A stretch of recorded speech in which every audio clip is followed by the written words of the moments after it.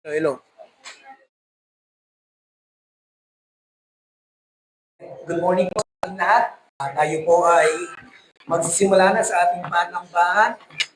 Isang kagalakan po na tayo po ay muling sama-samang magiginig at mag-aaral ng kanyang salita. Muli, sa ating kinagawian, tayo po ay maglaan ng ilang segundo para sa ating prayer of confession. Tayo po ay lumapit sa Panginoon, magpaayos po tayo. Sige po, tayo po ay tahimik na manalangin.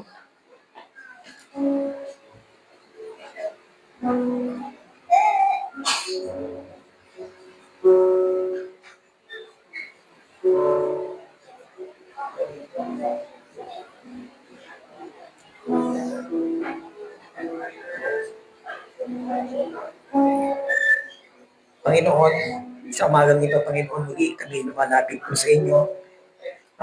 Ina-acknowledge po namin, Panginoon, na kami ay muli na namang nagkasala sa isip, sa salita at sa gawa. Muli na naman po kami nakagawa ng bagay na hindi kaaya-aya po sa inyo. Nakapagbitaw po kami ng salita, nakagawa kami ng mga bagay na nagbigay ng sakit sa aming kapwa, mahal sa buhay, kasama sa trabaho, kaibigan. Panginoon, itong mga bagay nito, alam po namin na sadyang hindi nakapagbigay ng kaluwalhatian sa inyo. Bigyan niyo po kami, Panginoon, ng lakas na mapagtagumpayan po namin na hindi na namin po itong magawa upang kayo po ay malugod sa amin.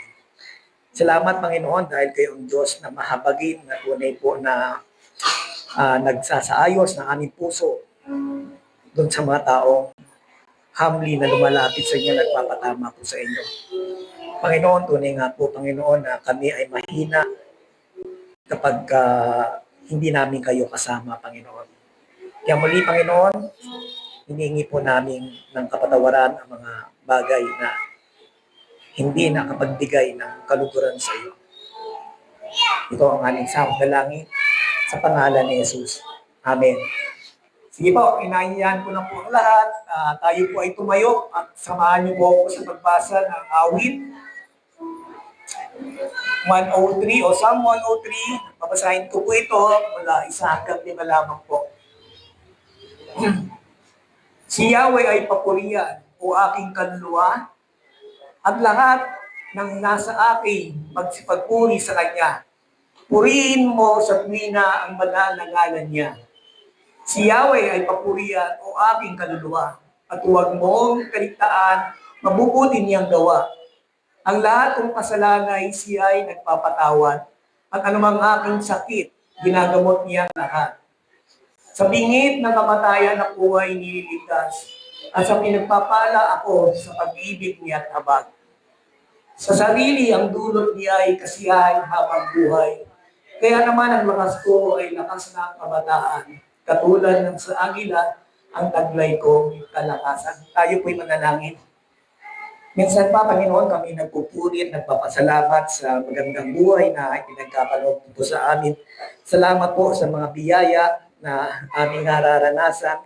Yung mga pagyakap mo, Panginoon, sa mga panahon kami ay tinatamaan ng mga problema, mga trials, anxiety.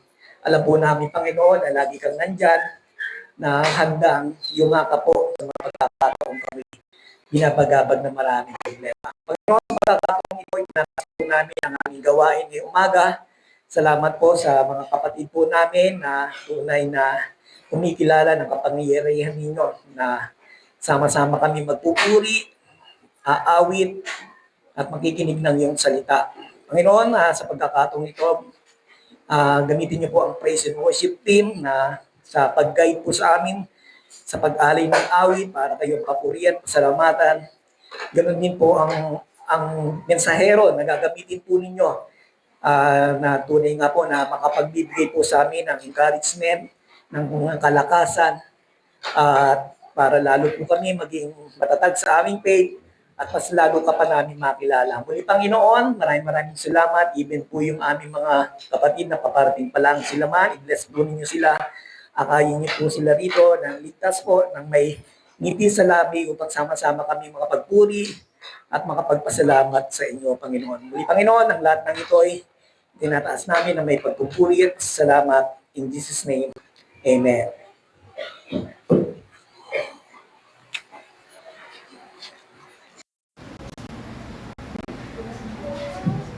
Yan, sa pong magandang umaga sa ating lahat. Palakpakan po muna natin ang ating naging sa Diyos. Amen, Lord God. Maraming salamat, Panginoon. Sa panibagong umaga na binigay sa amin upang magpuri at sama-sama magpuri sa iyong pangalan, Panginoon. Church, ngayong umaga, atin pong alalahanin na lahat ng bagay na meron tayo, lahat ng kaya natin gawin, galing lamang sa biyaya ng Lord. Amen po ba yun? Lahat ng bagay ay galing lamang sa Panginoon. Siya ang unang kumilos. Siya ang unang naging tapat sa atin. Kaya this morning, dapat po siyang bigyan ng papuri at pagsambahan at bigyan ng mataas na karangalan. Amen, Lord God. Tayo'y umawin ng papuri sa kanyang pangalan. Amen, Lord.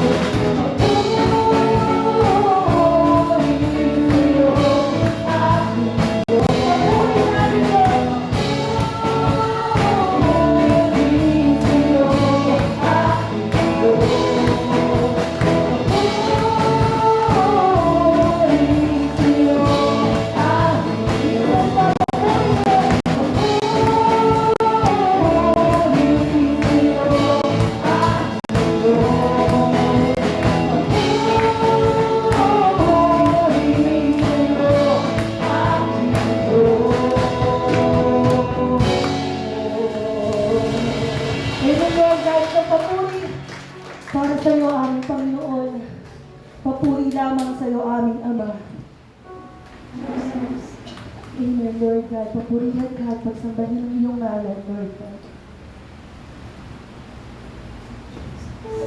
This morning, the Lord reminds us na dahil sa kanyang mercy sa atin, hindi lang tayo tinawag para sumamba, kundi rin para maglingkod sa isa't isa bilang katawan ni Kristo.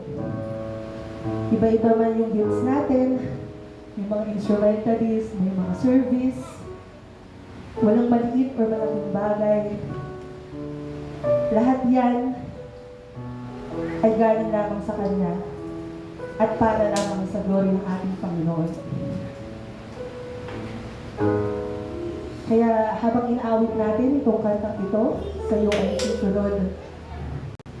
Let this be our prayer. Gawin po natin itong panalangin natin.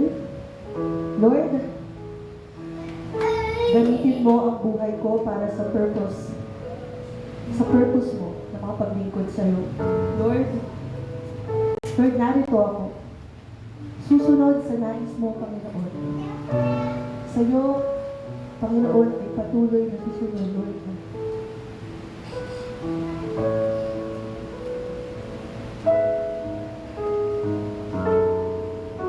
Yes, Father God, narito kami, Panginoon.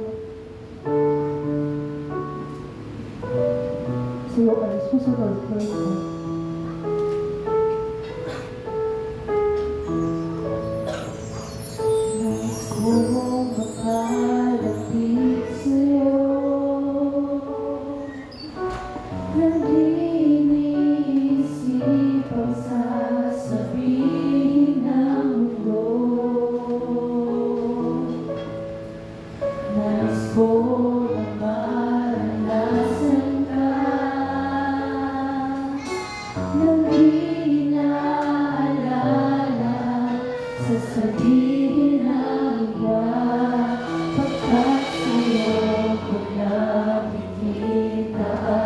Tunay na pagmamahal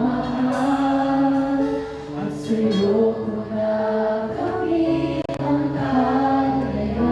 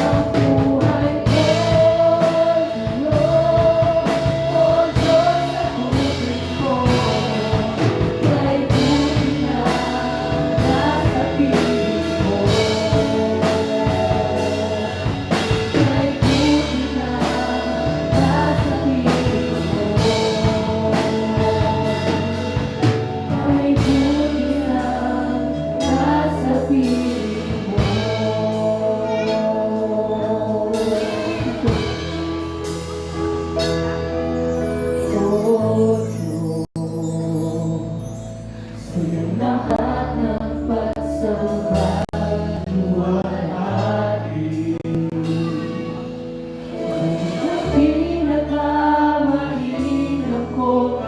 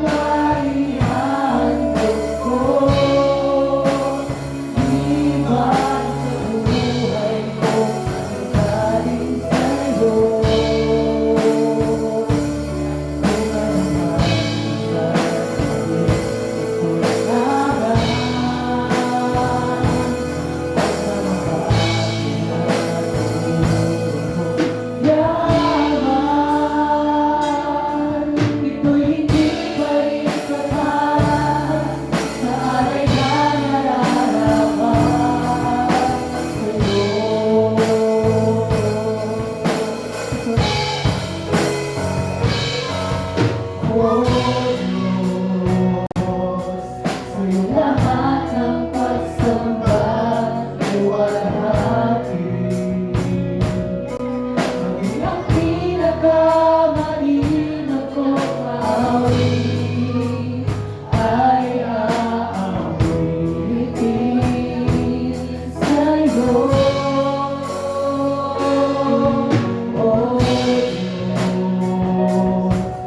ang aking isipan ay pagalitan mo.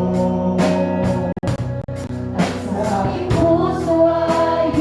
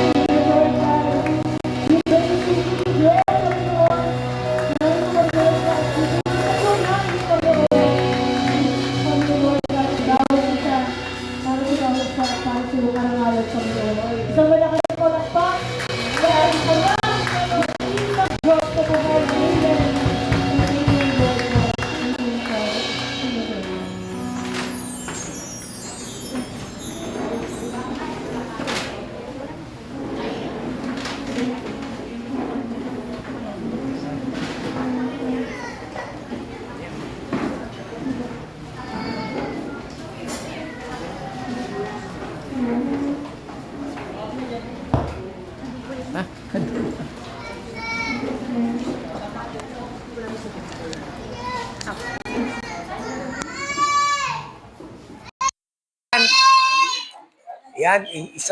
Hello, hello. Hello, hello. Yan, palagpagan po natin ang ating Panginoon sa magandang awitin. Salamat po sa ating praise and worship team na tunay nga pinagpala po tayo dahil ang ating mga praise and worship team ay committed. At sa pagkakataon pong ito ay talagang pinagpala rin tayo dahil meron po tayong guest speaker na tunay nga po na marahil na tinatawag rin po ang ating kapatid na ito na hopefully magpastor din. Ang papakilala ko po sa inyo ngayon ay isa po siyang elder na ginawaran po ng license to exhort. So actually, pangalawa na siya, I think, na pinaglooban ng license to exhort. Meaning, pwede siya mag-preach sa CMMN, under ng CMMN. Mga churches po, actually, halos lahat yata, nakapag-speak na po siya sa mga churches na ito. At isa pong encouragement po sa aming mga elder na meron po sa sektor ng elder meron na pong nagawaran ng license to exhort. Ang kapatid po natin ito, kung may tatanong po ninyo, siya po ay kapatid ni Sister Steph. Isa rin po siyang leader sa CCCN. At isa rin po siyang musician tulad ni Pastor Carl. Naalala ko po, kasama po ito sa praise and worship team. At siyempre, tito siya ni Yo. Ayan, at kasama po niya kanyang wife, si Sister Linen Bison Rivero. Good morning po, ma'am. At matagal na po siyang lingkod, no? Nangingiti siya. Kilala po ito ng karamihang mga youth. At patuloy pong nag-aaral po ang kapatid natin ito sa RMTI. Ito po ay institute, no? Training institute po ng mga reform na gusto mag-aral. Hoping na maka-join din po tayo doon one time. At siya po ay matagal na hapong lingkod ng Panginoon na tunay na magbibigay po sa atin ng encouragement po mamaya sa kanyang mensahe at magbibigay po sa atin ng kalakasan para lalo pa natin makilala ang Panginoon. Elder Ner Villegas Rivero po ang kanyang pangalan. Babasahin ko po ang ating scripture reading na matatagpuan sa Romans 12:1-8. Sige po, bilang paggalang po sa kanyang sekretary, samahan niyo po ako sa magbasa. From mercy to ministry. Ay, wala po po. Sige po.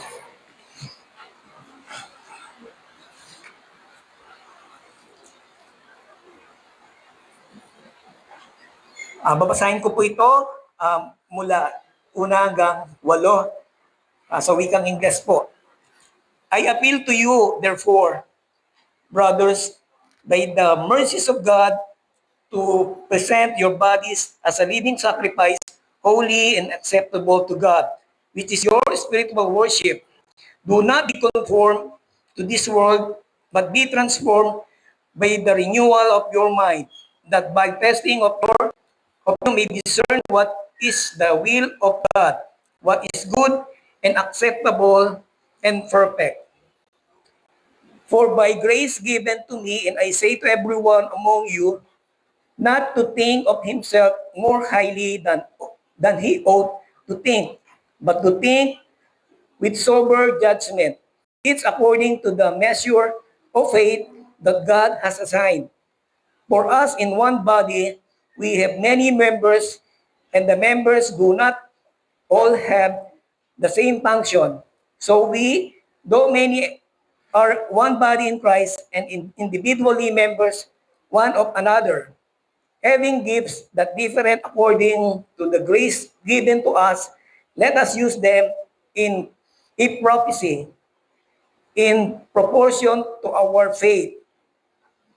If service, in our serving, the one who reaches is in his teaching, the one who exhorts in his exhortation, the one who contributes in generosity, the one who leads with zeal, the one who does act of mercy with cheerfulness. Purihin ng Diyos sa pagbasa ng kanyang salita. Ngayon po, itinagagalak ko pong muli pakilala sa inyo ating speaker ngayong araw po, Elder Ner Villegas Rivero. Palakpakan po natin ang Panginoon para sa buhay ng ating kapatid.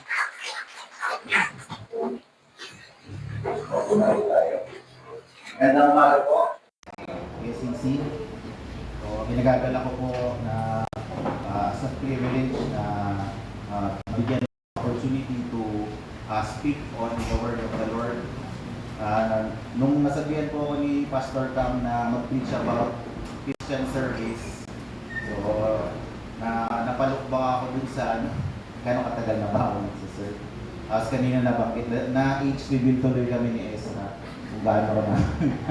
So sila yung mga kabatch ko dun sa Kabataang Reform when we serve the Lord through yung mga activities yung mga youth. Hopefully, masustain yung ganong klase ng mga service, no? Sila from children, maging youth, up from youth to young adults to serving the Lord na. Hoping na ganun ma-bless ni Lord itong Palmera. So we'll be covering po ngayon yung Romans 12 verses 1 to 8. Ito po yung tumatak sa isipan ko nung sinabi ni Pastor Cam na Christian service daw yung team na i-exhort for this Sunday. No? So ngayon kasi medyo mahirap yung panahon natin kasi binabalansin natin yung current troubles natin as individuals in our journey po sa buhay natin. So, hindi lang kasi yung Christian journey natin, kasama tayo sa secular world. And marami tayong binabalanse, finances, yung time, saka yung personal life din po natin. So ngayon, maraming Christians na nagsiserve, may ganitong klaseng dilemma. Napapagod sila sa ministry. Titingnan po natin, yung iba, active sa church, pero empty yung spirituality.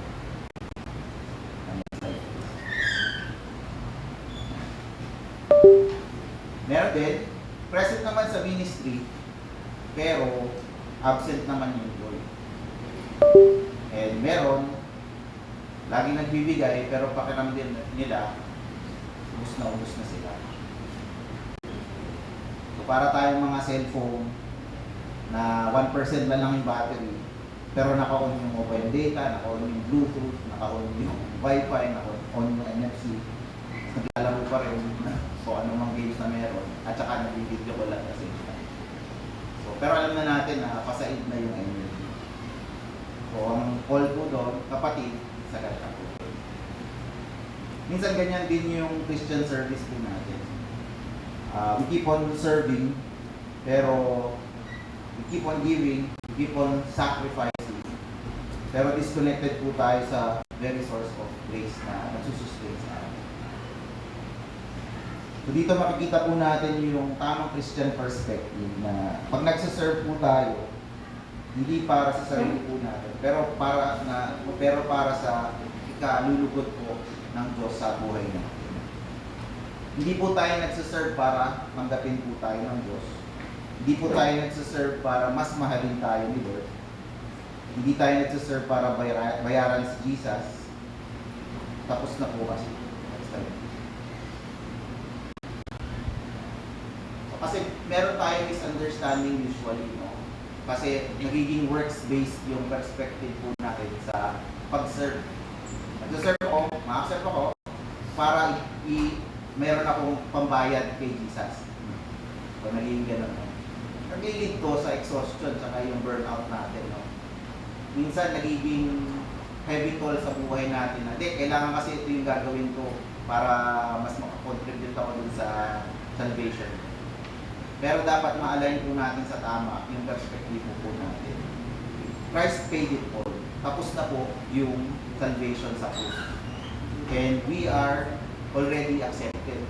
Wala na tayong kailangan i-contribute pa doon. Kaya tayo nagsaserve in worship. Doon tayo magkakaroon ngayon ng sense ng sustainability. Kasi tapos na lahat. At ginagawa ko, inwardly, saka outwardly, ginagawa ko to kasi alam ko, isusustain ako ni Jesus, ng Holy Spirit na nandito sa akin, para mag-serve in a worshipful and gratitude na way sa pag-express ko ng masasalamat. Hindi tingnan po natin next time. Merong plano po ang Diyos sa ating pagkaligtas. Kasama po yung service doon. Pero kung titingnan po natin, The Father planned salvation, the Son accomplished salvation, and the Spirit sustains salvation. Yet may ano na yun, may parang yung since the beginning of time, itong pagsaserve po natin, ito yung everyday po natin na worship service natin, inordain na po ito ng ating banal na Diyos na mangyayari po talaga siya. Pero ang role po natin is to glorify Him dahil yung dun sa plano, magandang plano niya nabigay po sa atin. Even po yung grace, yung service natin ay grace enabled. Again, we do not serve to be loved by God, we serve because we are already loved in Christ. So makikita po natin sa Romans 12, even our service is grace enabled. So makikita po natin, by the mercies of God. Yun po yung unang-una na text natin. I appeal to you, therefore, brothers, by the mercies of God.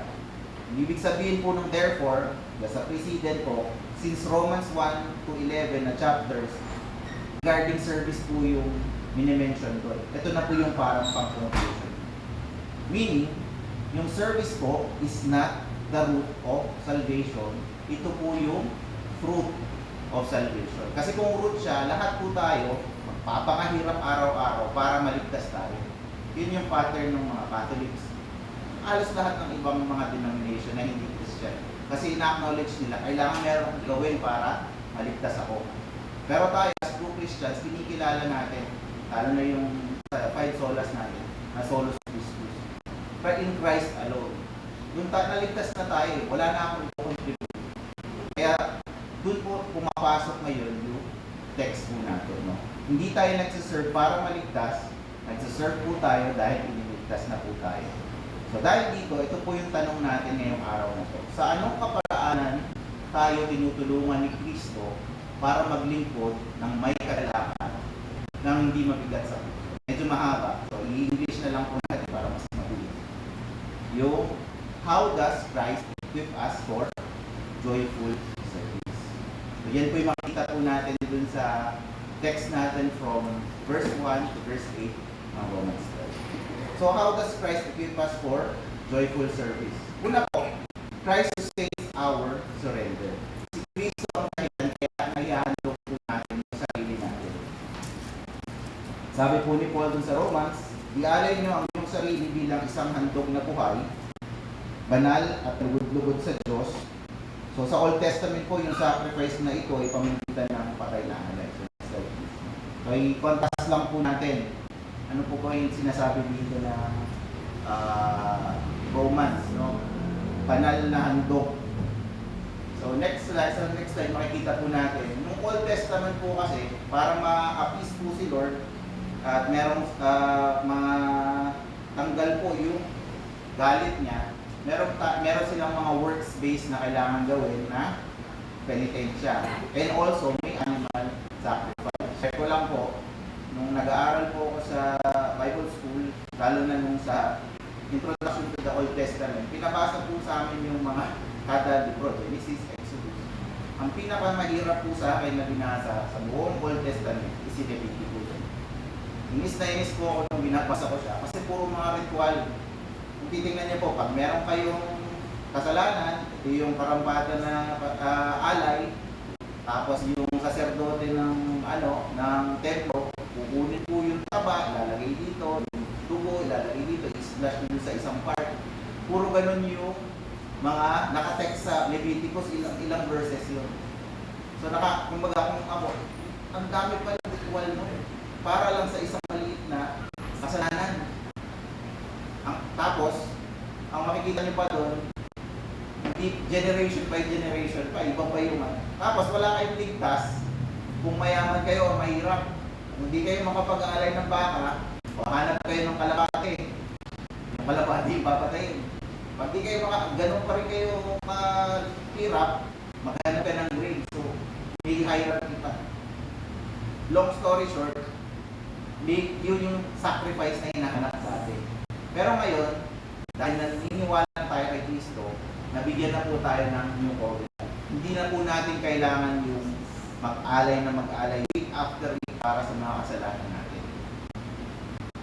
So ngayon, nakita po natin sa text, binanggit po doon yung pagiging living sacrifice. So dahil in a pattern na natapos na sa krus yung kasalanan po natin, para magpa-present natin as bodies of Christ, as the wife of Christ, bride of Christ, kailangan po natin maging living sacrifices. Tapos na po yung pag-aalay ng mga tupa, mga calves, at mga kalapate. Tayo na po yung living sacrifice. Makita po natin, yung full life po natin, magiging worship na siya. Sa trabaho, sa ministry, family life, yung pag-obey natin kahit walang nakatingin, pagsasuffer po natin kay Christ, tsaka pag-serve. Yan na po yung living sacrifice natin. Ito na yung pumalit sa previous sacrifice. Pero ito, hindi ito para mag-save tayo. Pagpos, para mapakita natin yung gratitude natin sa pagkaligtas po natin sa kasalanan. All of these mga living sacrifices are all offered to God. Pansinin po natin na minomotivate po tayo ni Paul through mercy. Kaya po yung title natin, From Mercy to Ministry. Hindi po guilt, hindi po pressure, hindi po manipulations, kundi po by the mercies of God. So kung titingnan po natin, may tatlong big words tayo sa pagiging Kristiyano. Justice, mercy, tsaka grace. In justice, merong karapatang penalty na bayaran, na kay Christ na yun. Yung mercy, meron kang kailangang bayaran pero wala kang binayad. Sino yung nagbayad mo? Si Christ. So yung mercy na yun, na po natin, ito na po yun. Ito na yung tugon natin dun sa mercy. The gospel always comes first before service, and God enables us para makapag-serve. So yung mercy kaya yung una, kaya tayo nakakapag-serve kasi binigyan po tayo ng mercy. Kung wala yun, we are serving as guilty sinners. So yun po yung dalawa na justice, tsaka mercy. Pero yung pangatlo, yun yung isa sa pinakamahalaga na dapat alam natin mga Kristiyano. Yun po yung grace. Ang grace po is deserve mo, pero binigyan ka pa rin ng favor. Hindi mo deserve, pero binigay sa'yo. Yun po na, yun yung sa atin. Hindi po natin deserve na maligtas, pero binigyan po tayo ng grace. Binigyan po tayo ng salvation. Grace is not merely God giving us another chance. Ito po ay yung saving plan ni Lord for spiritually dead sinners through Christ alone. So, yun na yung tinano po niya. Before we ever pursued God, God pursued us. Before we ever served Christ, Christ served us perfectly. And before we loved Him, He loved us first. Kaya yung Christian service po natin, i-align po natin. Hindi po to payment yung pagsaserve po natin. It is worshipful gratitude. Makikita po natin yung foreshadowing ng service. No? May dalawa po tayo na verses. Sa Psalm 100 verse 2, serve the Lord with gladness, hindi pressure, hindi tawag dito with compulsion. Ano daw? Serve the Lord with gladness. Nagagawa po ba natin ito? Next po, ito po yung completion sa New Testament. So, naway panghawakan po natin itong Galatians verse 2:20. It is no longer I, but Christ lives in me. Kung nananahan na po si Kristo sa buhay natin, mas masaya na po tayo magsaserve. Hindi na po natin tinitingnan kung mahirap o maraming toll sa buhay natin o sa bulsa natin kasi Christ lives in us. So minsan may mga Christian workers na nagsasabi, Lord, ginagamit mo pa ba ako? Parang ubus na ako eh. Pero lagyan natin ng perspective, no? Kapatid, pag disconnected kayo kay Kristo, kahit simpleng greeting lang dyan sa harapan as ushers, parang Olympic event na yung hirap. Kaya we need to be aligned kung saan natin kinukuha yung energy natin. Dahil ba hindi, ako na lang kasi hindi pwedeng gumawa nito. Or, mahal ko si Kristo, kaya ako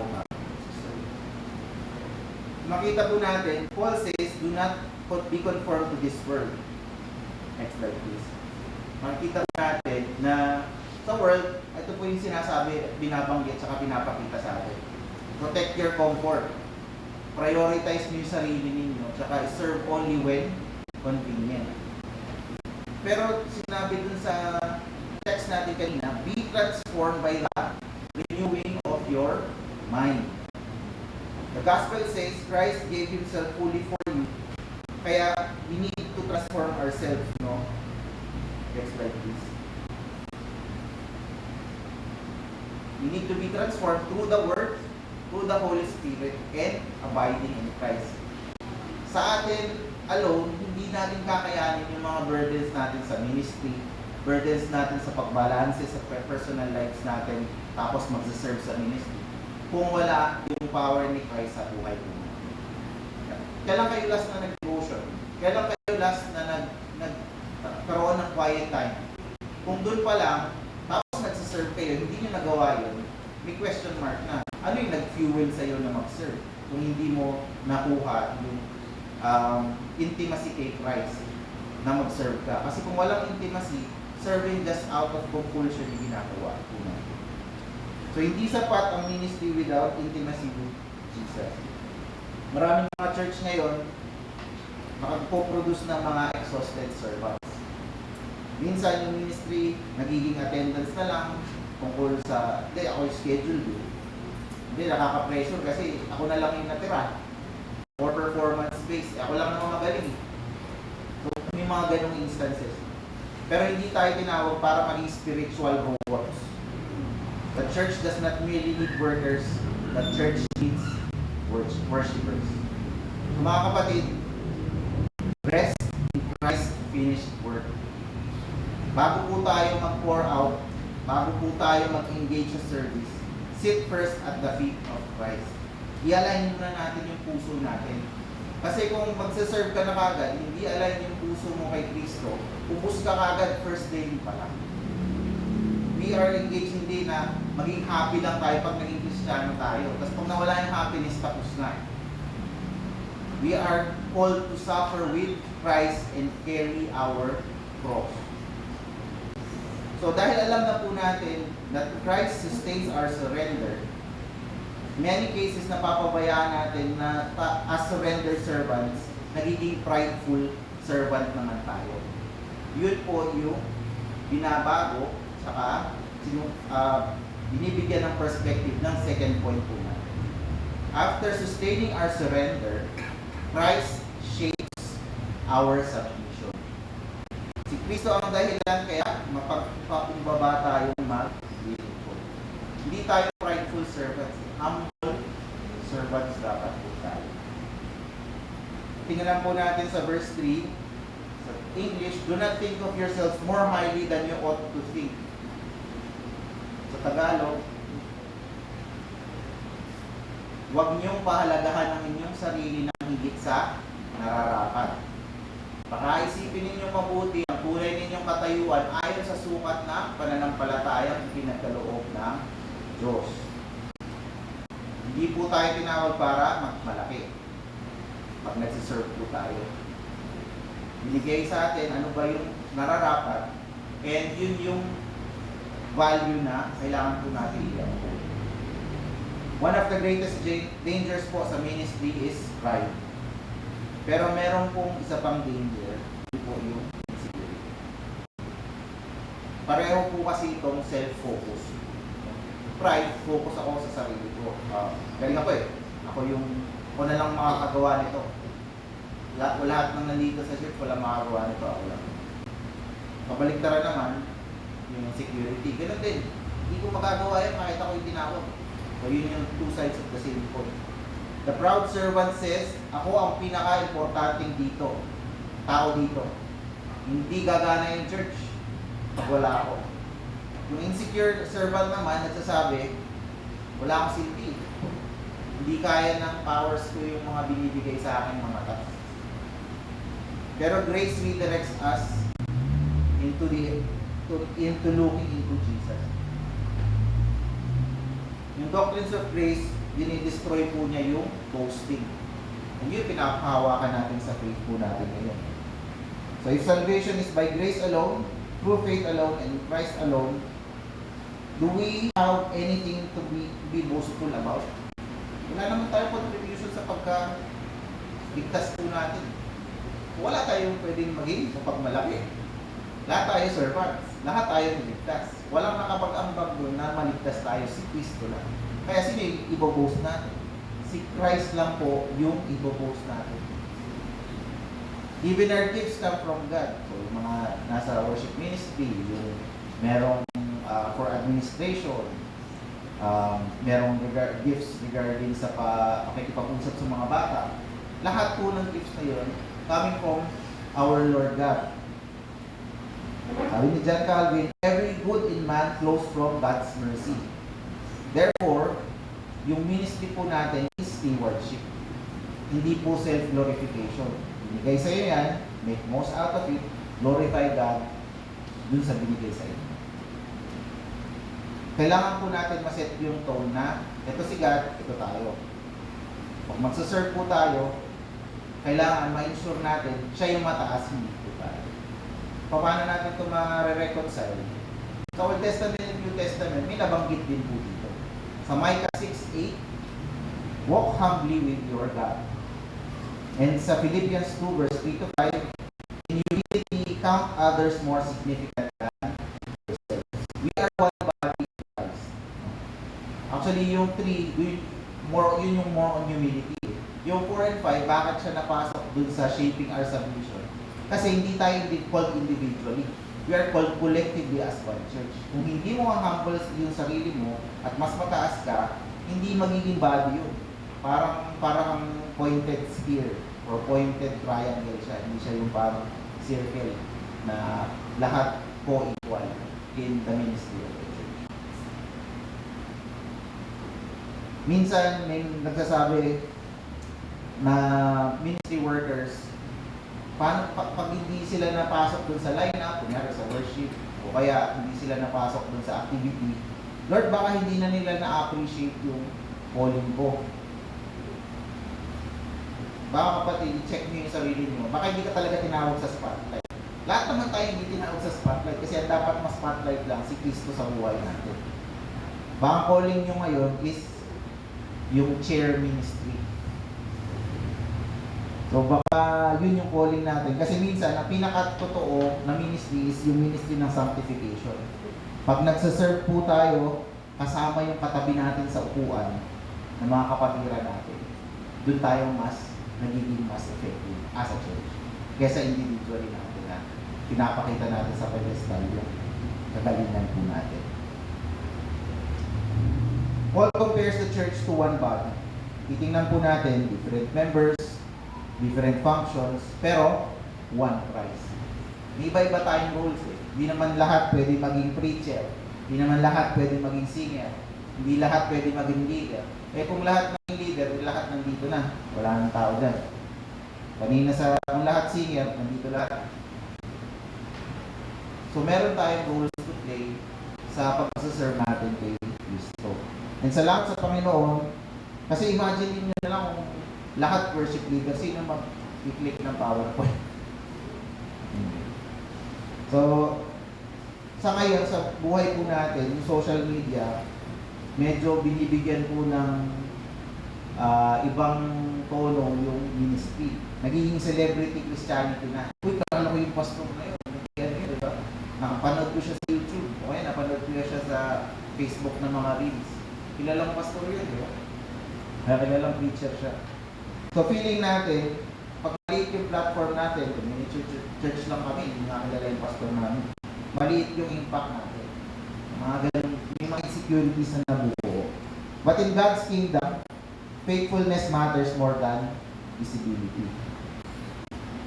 Kasi kung titingnan natin, some of the greatest servants sa church, hindi sikat, minsan hindi masyadong visible, hindi rin maingay. Pero sila po yung mga faithful na prayer warriors nyo, faithful encouragers nyo, and sila yung nagiging backbone ng church. Kaya hindi nag-downward spiral yung church kasi sila yung sumasagot. Kaya merong nagkaalitan, sila yung pumupunta first hand dun sa mga nagkaalitan. Ano ba nangyari? Kumusta ka na? Ano ba yung kailangan gawa. Yung mga ganon. Hindi po nakikita yun eh. Ang mga nakikita kasi, usually, kung sino yung nagpipili sa harap, kung sino yung tumutugtog sa gilid. Pero yun yung talagang backbone ng church natin. Kung paano tayo nag-i-encourage sa isa't isa. Hindi nakikita yun ng mata ng tao. Kasi ayaw din natin makita na meron po walang problema. Pero yun yung i-invite natin sa buhay po natin. Am I encouraging my fellow servant? Am I encouraging my fellow Christian? Kasi kung hindi, talagang mauubos yung church natin. Maghahanap sila na mas makakaintindi sa kanila. Lalo na yung mga troubled natin na mga kapatiran. Good news doon, yung mga servants na yun, heaven system. Hindi po nawawala sa paningin ng Diyos yung mga humble servants na yun. Hopefully, yun po yung instill sa atin na hindi lang yung presence natin sa harap yung mahalaga, yung presence natin sa isa't isa, as we submit to the Lord, mas panghawakan din po. So, nalaman na po natin, Christ sustains our surrender, Christ shapes our submission. So, finally, Christ strengthens our stewardship. Yan yung sagot, isang sagot dun sa how does Christ keep us for joyful service. Si Kristo po ang lakas, kaya hindi tayo nauubos sa paglilingkod. Sabi po sa English, translation ng Romans, having gifts differing according to the grace given to us. And yung Tagalog, tumanggap tayo ng iba't ibang kaloob ayon sa kagandahang loob ng Diyos. Kaya gamitin natin ang kaloob niya. Yung spiritual gifts na po ito, na mga ito, grace given po ito. Hindi po to natural selection o ito, pinaka-deserving ito. Hindi po to self-produced. Hindi po to personality trophies kasi meron kang achievement unlock. Hindi po to talent contest. Everything came from God. Your gifts, your talents, your skills, lahat po to galing sa Diyos. The Holy Spirit not only gives gifts, He sustains the believer in using them. Kaya pag dumarating tayo sa mga senaryo na medyo dire and hopeful, mga kapatid, you are not carrying the church. Christ is carrying the church. Sinabi ni Jesus, I will build my church. Hindi, you will carry my church. Siya yung mag-build ng church niya. Kaya, yun yung isa-isip natin. That gives us rest. Hindi natin kailangan tayo yung magbuhat ng church. Ibalik natin kay Jesus. For His shoulder are there to make our burdens light. Kasi kung sinasarili natin, kinikimkim po natin yung mga problema ng church, eh hindi natin pinapass our cares upon Jesus. Talagang papaburden talaga tayo at mabubuhay. Ito yung mga encouragement from the Old and New Testament. Sa Isaiah 40:31, those who wait upon the Lord shall renew their strength. Ibalik natin kay Lord. May problema, trust the Lord. Kung attend ng prayer meeting, pag-pray nyo. Sa mga quiet time nyo, pag-pray nyo. Kung hindi nyo man pinag-pray, tapos sasabihin nyo, Lord, ang bigat-bigat nung ano namin. So, there's something wrong. Hindi kayo nag-pray. Dinevotion nyo ba siya? Kinausap nyo ba yung may problema? O yun yung kailangan natin bigyan ulit ng focus. At hindi, okay lang. Nagiging misuse na grace ni Lord ngayon. Ordained naman ni Lord yan. Plinahan ni Lord lahat yan. Di na ako kailangan mag-pray. Di na ako kailangan mag-evangelize. Di na ako kailangan mag-serve. Lahat to. Ordained na. Yun yung misuse of grace. Nasasabi mo ba sa ganong klaseng ugali na nakakapag-serve ka to the fullest of your abilities? Nabibigyan mo ba na justice yung pagkamatay ni Jesus sa ganong klaseng mentalidad? Ang encouragement sa 1 Peter 4 verses 10 to 11, use your gifts to serve yourself? Hindi. Serve one another. So tayo nagsiserve tayo kay Christ pero we need to serve one another. Kasi no man is an island. Yung bride of Christ, hindi individual Christians. Church yun. So, ibig sabihin, kung hindi mo sinaserve one another, hindi kayo one big bride of Christ. Hindi naman parang piecemeal. Pag dumating si Lord, I will go to my bride individually. Hindi. Kung tayo as one church na aabay dun sa glory ni Lord pagdating ng panahon. Kasi minsan feeling natin kapag absent tayo, parang hindi yun magiging church kung wala ako. Babagsak yung ministry. Pero kung titingnan mo na, try na lang. Huwag kayo umattend ng isang Sunday. Meron namang tutugtog. Meron namang magpipreach. Meron namang magbibigay ng announcement. May maglilid naman ng mga ministries natin. Kaya yun yung panghawakan natin. Hindi tayo yung Messiah, si Christ yung Messiah.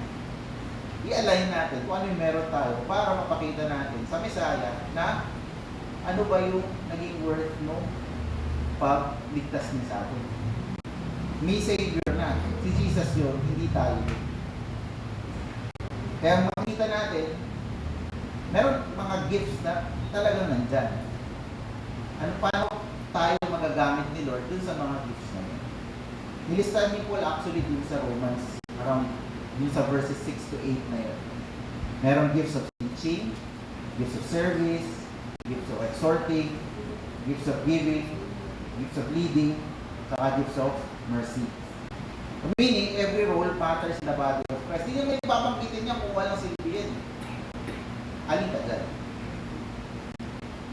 Every role matters in the body of Christ. Kaya the church needs preachers. O yung mga nabanggit ni Elder Louie, kasama po sa mga responsibilities as overseers and elders na mag-preach. Hindi ako marunong mag-preach. Hindi mag-aaral yung mag-preach. Encouragers. Lahat tayo pwedeng maging encouragement sa isa't isa. Elder Ner, introvert ako eh. Ako maka-encourage si ganito. I-overcome mo yung sarili mo. Encourage. Bakit kailangan mo encourage mo na yung sarili mo? Paano ka kapag-encourage? Kung paano mo gagawin yun? Pag-pray mo kay Lord. Bakit mo pinag-pray? O pag hindi mo pinag-pray, hindi ka babasbasan ni Lord ng encouragement para makapag-encourage na iba. Also, musicians. Sabihin, paano natin isi-celebrate si Lord at the fullest possible extent.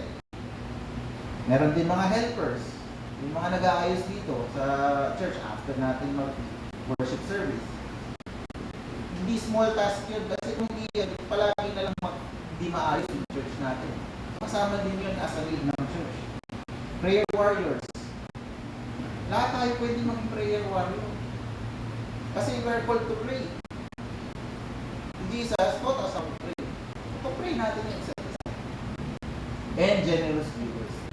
Hindi po ito prosperity gospel na, oy, nagbigay kayo ha, i-bless kayo 10,000 fold. Yayaman kayo guys.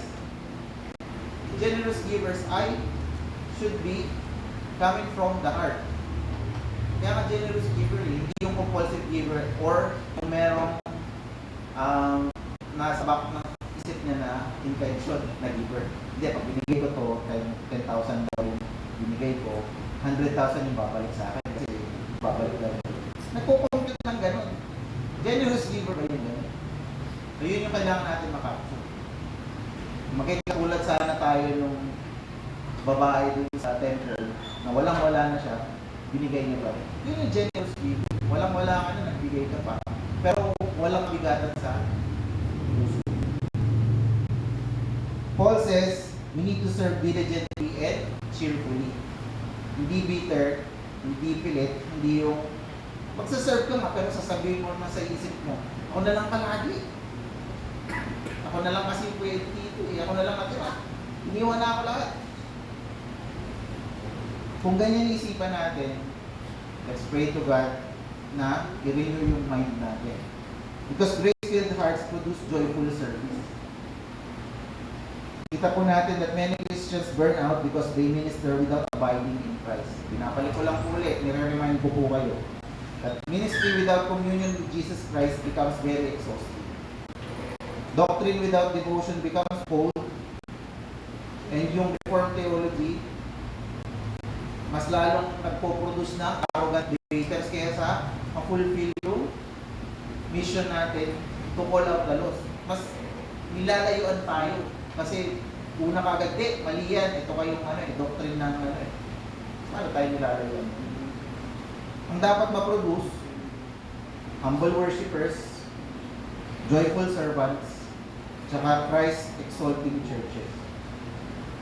Kaya yung doctrine of grace, kailangan po, i-warm niya yung mga puso po natin. Hindi lang fill yung utak po natin. So how can we conclude this?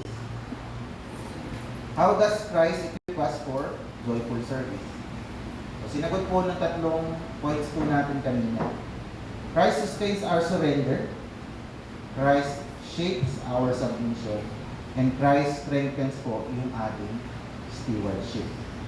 Mga kapatid, yung pagsaserve po kay Lord, hindi dapat sustained dahil guilty po tayo sa mga pinagagawa natin.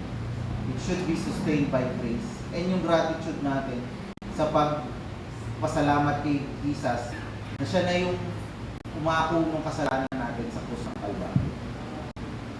Christ already poured Himself out fully on the cross. Therefore, we can now pour ourselves out joyfully to Him. Hindi dahil kailangan natin i-earn uli yung salvation natin, but because salvation has already been freely given. Kaya, ang mahirap sa modern Christians ngayon, ang gusto na lang natin ma-prioritize, dapat doctrinally correct yung gagawin natin, dapat intellectually sharp tayo makipag-usap, kasi talagang titirahin tayo ng ibang denomination, dapat theologically precise tayo. Ito yung pag sinabi ng ganitong verse, dapat meron akong ganito na rebuttal na verse. Pero spiritually dry. Ang goal po natin sa theology natin, sa pag-iisip natin, hindi lang yung deeper knowledge. It is deeper worship. Paano ko ba mapapasalamatan at mapapapurihan si Lord sa buhay ko sa pag-aaral ko ng salita niya? Yung doctrines of grace should not merely sharpen our minds, but it should ignite our love for Christ. So kung titignan po natin,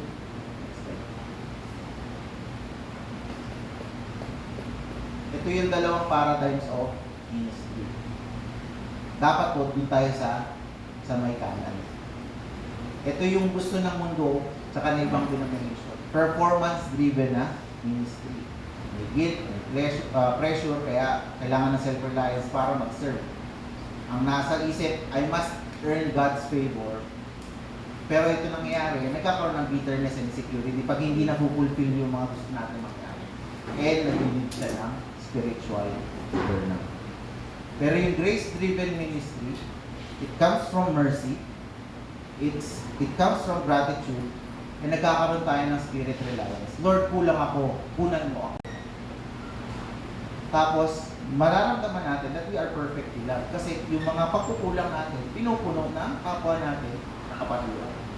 It produces joy, faithfulness, and stewardship. Kaya nasusustain natin yung ministry natin. Nasusustain natin yung pag-worship natin sa Panginoon. Next slide. Kaya gusto ko i-share yung hymn na Take My Life and Let It. Ito po ay nasulat po ni Francis Ridley Havergal. So marami na siyang nasulat ng mga ibang hymns noong 1874. Sinulat niya po ito kasi meron siyang pinag-pray na 10 individuals na ma-evangelize at malagay sa tama. So naging parang prayer intercessor siya. Tapos, ito yung parang encouragement niya sa sarili sa pag-pray niya na bigyan po ako ng insight ni Lord. Take my life, Lord, and use it. Kung titingnan natin yung ito sa verse 5 at verse 6. Take my will and make it done. It shall be no longer mine.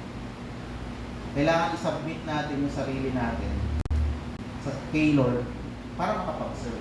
Kasi kung walang submission, tapos nag-serve lang tayo, personal gratification. Kaya pangawakan din po natin yung last line. Take myself and I will be ever only all for thee. para sa iyo lang ako, Lord. Lahat ng ginagawa ko, lahat ng iniisip ko, lahat ng sasabihin ko, para sa iyo lang po. Pag notice po natin, the hymn does not say, take my Sundays, or take my spare time, take my extra energy. Ang sinabi po dun sa hymn, take my life. Yan yung challenge sa atin. Take my life and let it be consecrated, Lord, to Thee. We offer our lives because He gave first His life for us.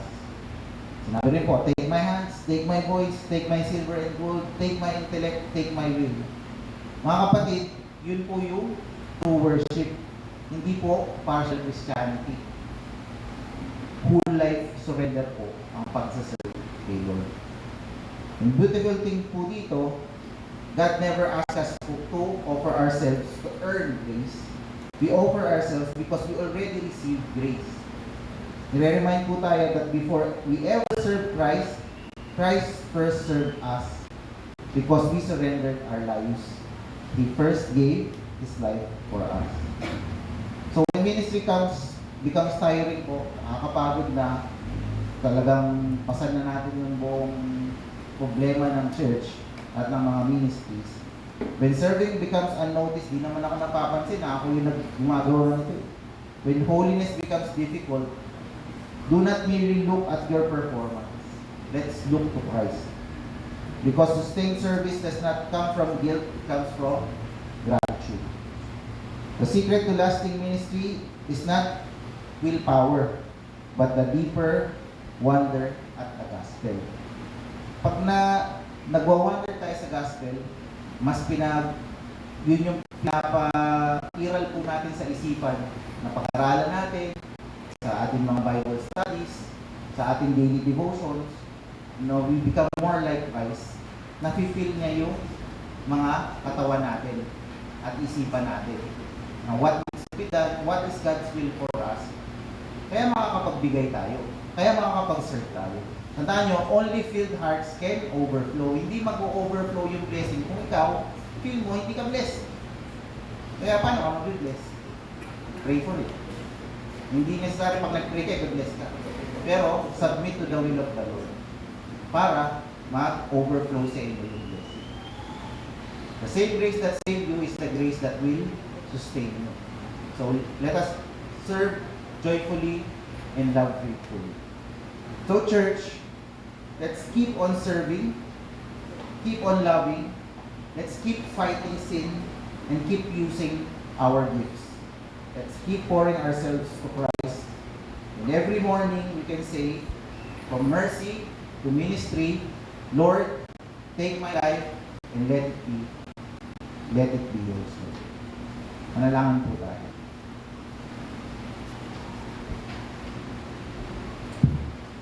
O gracious and sovereign Father, tumutulog po kami sa inyo ngayon, nagpapatiga pa sa inyong harapan. We are humbled by your mercy. We confess po that apart from you, we have nothing to offer but sin and weakness. Yet because of your great compassion through the gospel, you have called us not only to be saved, but to be servants.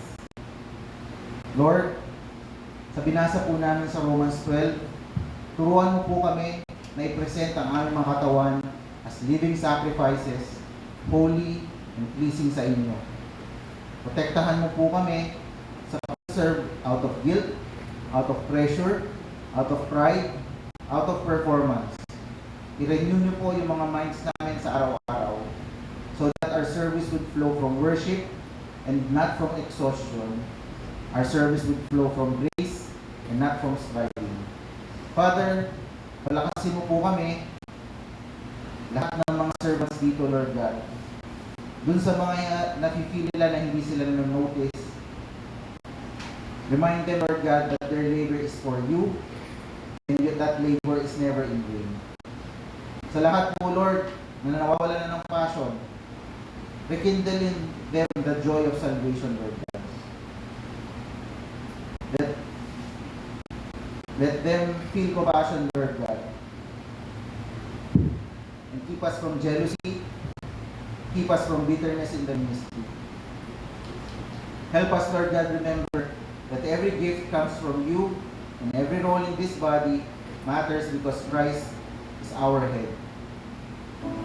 Lord Jesus, you did not come to be served but to serve, Lord God. May you shape us into servants who reflect your humility, patience, and love. And may you teach us to serve with sincerity, diligence, and gladness. Lord, gawin mo pong Christ-centered ang mga ministries po namin. Gawin mo pong Spirit-empowered at Gospel-driven lahat po ng mga paglilingkod na ginagawa po namin. Holy Spirit, sustain us from the long obedience of faithful ministry. When our strength fades, Lord, please remind us that your grace is sufficient. When discouragement comes, Lord, may you anchor us again in the mercies of you. May our service never come to be an empty routine, but joyful worship flowing from our hearts. Makapture po namin yung true gospel, Lord God, and may all the glory not belong to us, but in Christ alone. Lahat pong ito, inubulog po namin sa matamis na pangalan ni Jesus, ang aming tagapagligtas. Kayo po ang itangkal, kayo po ang maghari, kayo po ang maging Panginoon sa aming mga buhay. All glory, honor, power be yours. In Jesus' name we pray. Amen.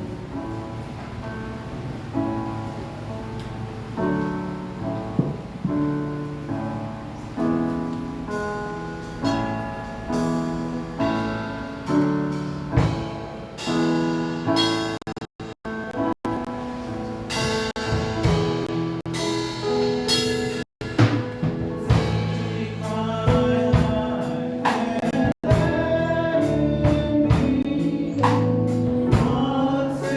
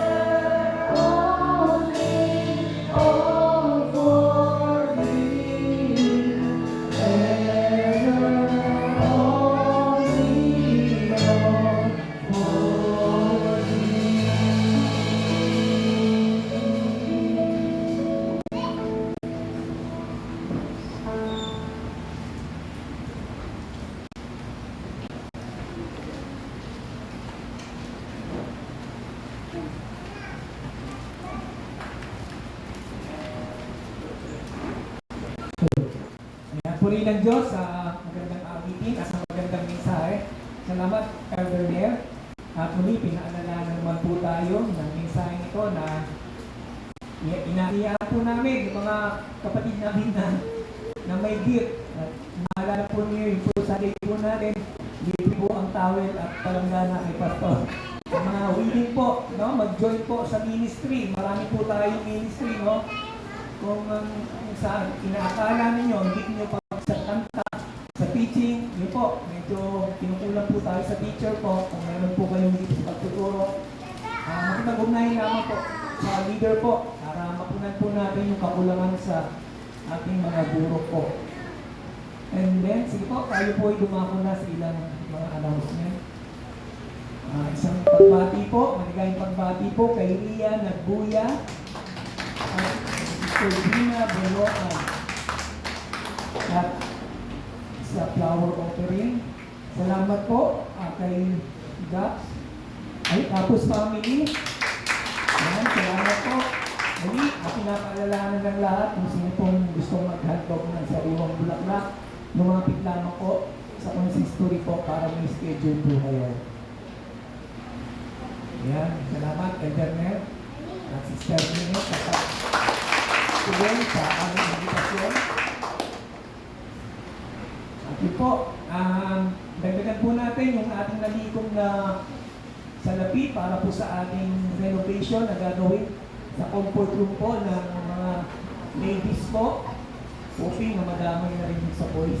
Pero dagdagan po natin yung bed kung meron tayong 20, make it 20 po every Sunday po. Ayan po, ito pong Friday meeting natin. Very talagang tuloy-tuloy po ito. Wala pong physical. Yung pong mga may vacant, no, time para sa araw na yan, inibay po namin. Sama-sama po tayo manalangin, ilapit po natin sa Panginoon ang ating mga concern. Kasama po natin ang mga leader dyan na pinangungunahan pa rin po ni Pastor. Every Friday po yan from 6 to 8 p.m. po.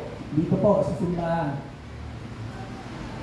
At yan po, paulit-ulit namin binabanggit, kaya po namin kayo iniimbita bilang paghahanda rin po kung kayo ay ganap na mapabilang sa ministry, napaka-importante po at po tayo sa ating mga Bible study para patuloy po tayong lumanin. At ganoon din po, makapagpanalanginan sa isa't isa para mas makilala po natin kung gaano kabuti ang Panginoon sa buhay natin. Sa mga gustong magpabisita, mag-ugnayan lamang po kay Pastor. Talagang willing at available lagi si Pastor para bisitahin po tayo. Kasama niya po ang kanyang team at mga leader po na bisitahin po kayo sa oras na komportable po kayo at libre sa araw na gusto po ninyo. Yan po, nakakailang meetings na rin po kami. Wala si Pastor nung Sunday. Pero na-enjoy din naman po namin ang aming jogging. Dahil after jogging, meron po sige po, kung sino mong gusto mag-join, sige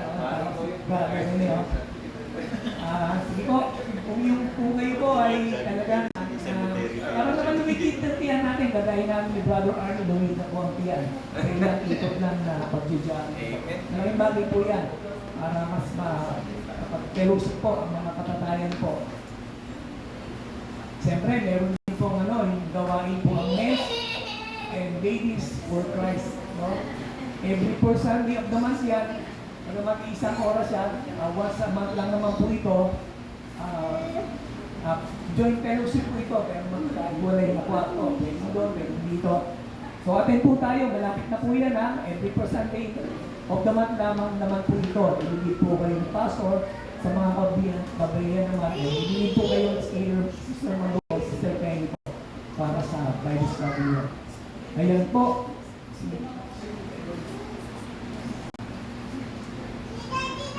Ayan, good morning po sa inyong lahat. Mamaya, gaganapin na po ang Care Convergence sa Payatas Community Christian Reformed Church. Ang title ng Convergence for this month ay Meant to Move. So, continuation ito ng nangyaring camp last time. And gaganapin siya 1:30 hanggang 6 p.m. And nandun din si Elder Nair mamaya mag-speak para sa kabataan. wag niyo pong kakalimutan na dito tayo after church. Kami na bahala sa food and sa pamasahe or sa pagpunta doon at sa pauwi. And ang kailangan namin ay yung presensya. Yun na po. Salamat, my Lord. So, ito, yung mga youth, sama-sama po kayo magtungo doon. Sama rin po si Pastor Jan. Siyempre, si Elder Ner. So, pala yung speaker ko talaga si Elder. Hindi na. Okay, muli, kung gusto nyo pong mapanood dito ma-review, mapanood ulit yung message ni Elder Ner, punta lamang po kayo sa ating Facebook page, Palmera. Naman din po sa MYC, meron din po silang separate na page para po sa mga updates, mga greetings po, birthdays, mga Bible verse, mga encouragement po. Tayo lamang po natin yung page na yan. Yan po, tayo po ay na po sa ating kahit sa natin.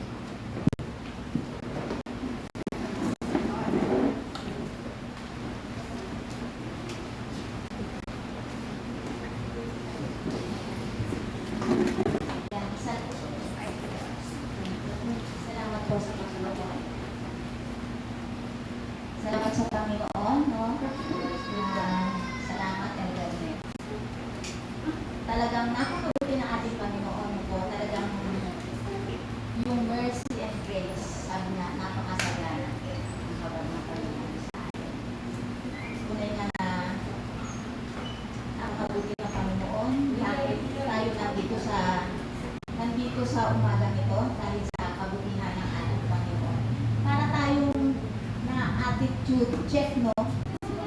Attitude check. Check din ng ating kaisipan. Check ng ating puso. Salamat sa Panginoon kasi hindi niya tayo pinababayaang umamlay o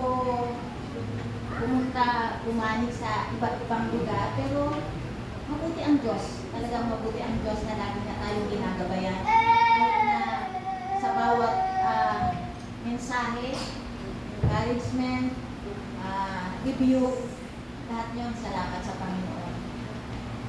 Bago po tayo dumako sa ating pagkakaloob, sabi po sa 2 Corinthians 9:7, ang bawat isa ay dapat magbigay ayon sa kanyang pasya, maluwag sa loob at hindi napipilitan lang, sapagkat iniibig ng Diyos ang nagbibigay ng may kagalakan. Tayo po ay magkaloob.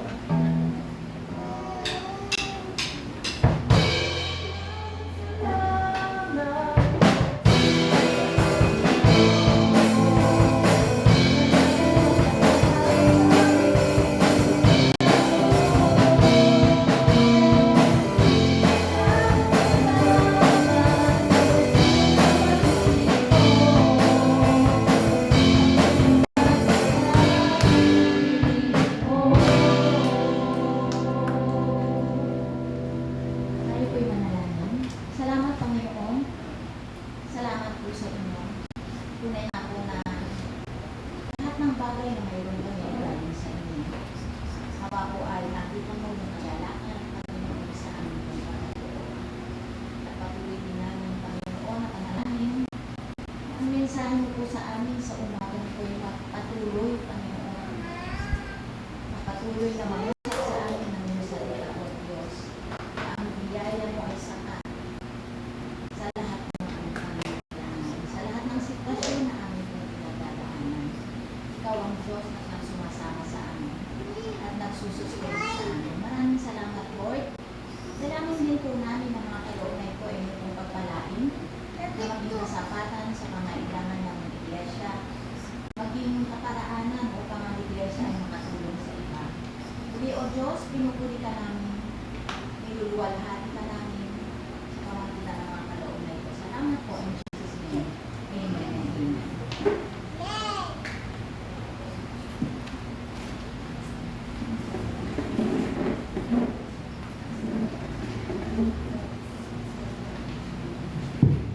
And again, we praise God for this opportunity, no? Sa kabutihan ng Diyos, tayo ay tinipon dito, not just to worship, but to listen to His Word. And we thank the Lord for His servant, no? Si Elder Ner, and sa kanyang family na nakasama natin sa pananambahan. And of course, the encouragement and also magandang reminder sa atin na yung sa paglilingkod natin, it's from God's mercy talaga. And it's humbling, no, na yung ating palang kakayahan ay galing sa kanyang biyaya lang. But at the same time, it's encouragement. No, sabi nga ay pwede tayo mag-self-pity. No? Pero sinasabi ko, it's from God's mercy na tayo ay ma-encourage and to serve one another. And tulungan natin ang bawat isa to encourage and to equip one another bilang isang katawan ni Cristo. Tayo po tayo po ay mananalangin sa pagkatapos ng ating pananambahan. Let us pray. Heavenly Father, again, we thank you and we glorify you sa kabutihan mo sa aming buhay. Na na-remind kami ng inyong mercy sa amin through Jesus Christ. We thank you, O Lord, dahil ito ay nagbibigay sa amin ng patuloy na motivation, kagalakan na pumunta rito, magsama-sama at sumamba sa inyo, magpasalamat sa inyo sa aming pag-aawitan. Thank you, Lord, for the servants that you have given us para kami ay malid sa isang makabuluhang panambahan ngayong umaga. And we thank you, O Lord, for your servant. Thank you, Lord, for his life na dinala niya ang iyong salita ngayong umaga. And we pray na ito ay mag-encourage sa amin, mag-remind sa amin, even mag-challenge sa amin to serve you with gratitude. And Lord, you know our situation, alam niyo yung pinagdadaanan namin, at it can rob our happiness or yung gawin namin sa paglilingkod. But Lord, we pray na pag dumarating yung time na yun, we pray that you will remind us of your love. Yung inyong pag-ibig na hindi naapektuhan ng aming pagdapa o aming struggle, but always consistent.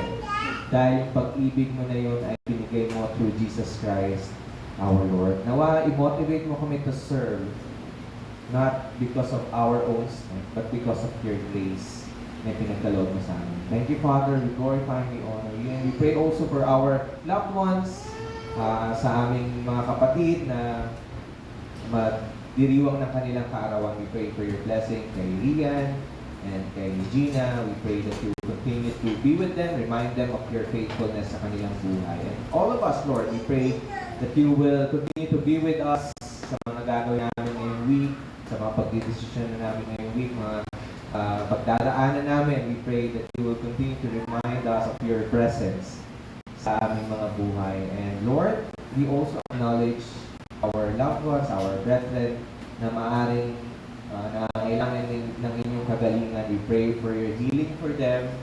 We pray na kayo patuloy na mag-provide for their needs, Panginoong Diyos, sa mga gamutan na ito. And Lord, we also acknowledge that there are people na nagdadalang happy sa pagkawala ng kanilang mahal sa buhay. And we pray for your comfort for them na nanggagaling sa inyo. Yung love na sinasabi namin, Panginoon, na pinadarama niyo sa amin, and always sure because of Jesus Christ in our lives. Thank you, Father, and we pray for your guidance sa aming pag-uwi. Kayo pong patuloy din na mag-ingat sa bawat isa and sa mga kabataan, Lord, na pupunta sa Convergence. We pray that you will continue to keep us safe. Dalhin mo kami, Panginoon, doon ng ligtas, and kami ay patuloy na mapasalamatan ka din doon sa event na yon, and to be encouraged also ng inyong salita. And Lord, we pray for your protection also sa aming mga pag-uwi ngayong tanghali. Thank you, Father. We glorify and we honor you. Kayo pang patuloy namin pinapasalamatan sa pangalan ni Jesus. Amen. Sa aking mga kapatid sa Panginoon, tanggapin natin ang pagpapalang nagmumula sa Kanya. Sumayinyong lahat, nawa ang kagandang loob ng Panginoon Jesucristo, ng pag-ibig